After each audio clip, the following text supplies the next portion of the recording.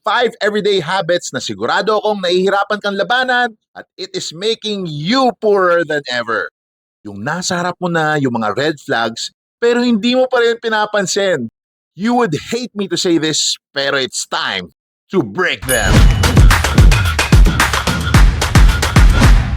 Yo, what's up? It's JM and today we're going to talk about something that might sting a bit, but trust me, it's for your own good. We all have habits that are hard to break, but what if I told you that some of these habits are actually making you poorer every single day?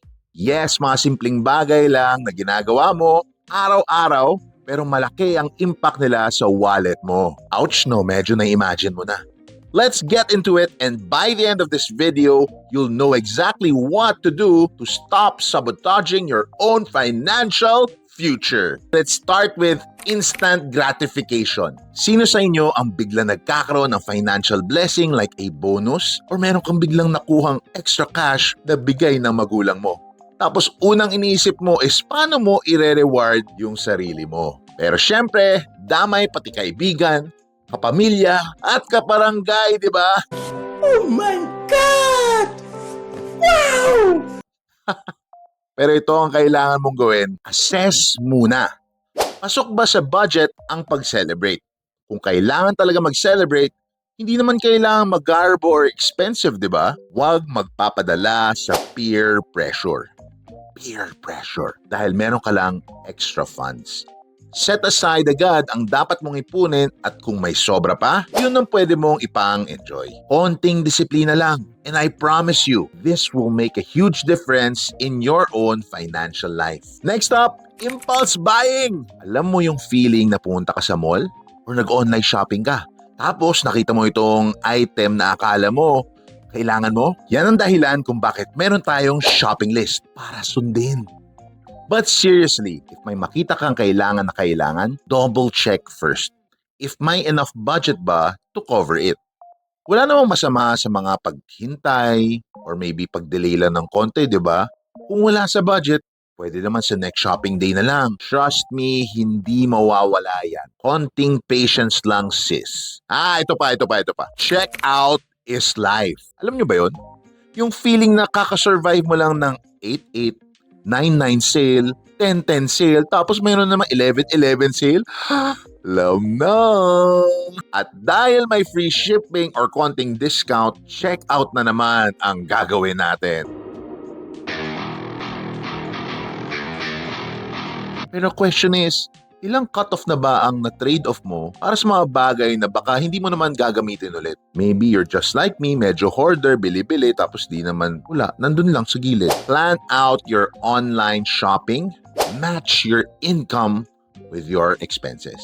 Hindi porket pwedeng i-installment, gagawin mo na. Evaluate how your cash flows will cover what you're planning to spend on. Huwag ka masyado magpapadala sa sale, okay? Pati yung mga shops nandyan, nakalagay lang laging sale. Ano yun? Everyday sale? Paulit-ulit lang. Or repeating the same mistakes. Yung alam mo na yung hindi ka masaya sa current results mo, pero patuloy-tuloy mong ginagawa, yung kinasanayan mo na. Alam mo nang hindi siya beneficial sa finances mo, pero sige, gastos pa rin. Parang relasyon na alam mong niloloko ka na, pero hinahayaan mo lang kasi napamahal na sa'yo eh.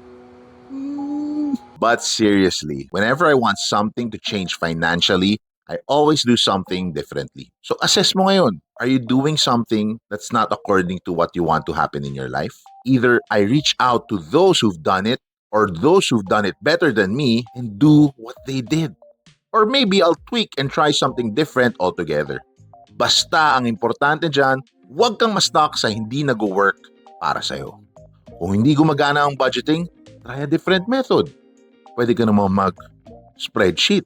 Pwede ka rin yung sulat kamay. Basta, huwag kang ma-stuck sa hindi nag-work na routine. Kung hindi gumagana ang budgeting, try a different method. Just make sure your goals are aligned with what you want to do. Basta alam mong hindi gumagana, change the action. The results will definitely change. Finally, not investing early. Madami ako naririnig na dahilan nila bakit hindi pa sila nag-i-invest kasi madaming gastusin sa bahay, kulang ang kinikita, nagsusupport pa sa kapatid, sa magulang, sa family, sa barangay, lahat na lang. I get it, no? We love our families and we want to support them. I understand there are different circumstances. But the question is, kailan mo pa iisipin ang future mo? Sila ba ang magpro-provide ng funds sa'yo kapag magre-retire ka na? Sino ba ang may responsibility kapag matanda ka na? You want your kids to be responsible for it? And maybe the reality is you are responsible for yourself. Kaya try shifting your mindset. What if it's possible to set aside for your future? Ano ang amount na willing ka i-set aside for yourself para hindi ka umasa sa support ng kids mo at ng pamilya mo in the future? Alam mo, sa bawat araw na lumilipas, may mga pagkakataon na hindi na natin mababawi. There are things that it only happens once. And habits like these, kahit gaano man kaliit, gaano man siya kasimple, they add up over time. Ang pinakamasakit pa dyan, it's not just about the money you're losing. It's about the opportunities na hindi na may babalik. Ito isipin mo. Bawat impulsive decision, bawat pag-check out na hindi naman kailangan, bawat pagkakataon na nag-stick ka sa comfort zone mo instead of taking a step forward, you are not just delaying your financial freedom. You're also delaying your dreams, mga plans mo para sa sarili mo at para sa pamilya mo. Hindi ko sinasabing madali itong baguhin kasi hindi talaga eh. Pero ang tanong dito is, hanggang kailan ka magpapaikot-ikot sa cycle na ito? Sa bawat araw na pinipili mong huwag baguhin ang mga to, you're also choosing to stay where you are.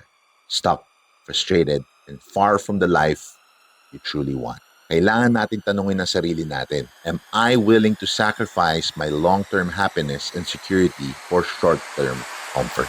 Kung hindi, then it's time to break these habits. Tandaan mo, kaya mo tong baguhin. It's within your control.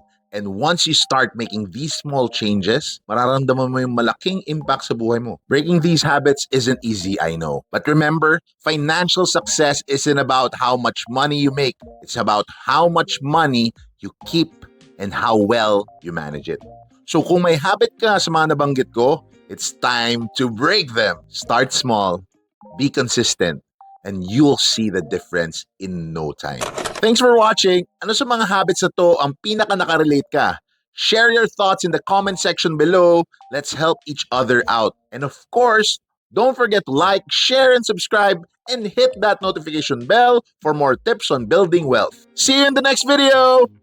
Happy investing.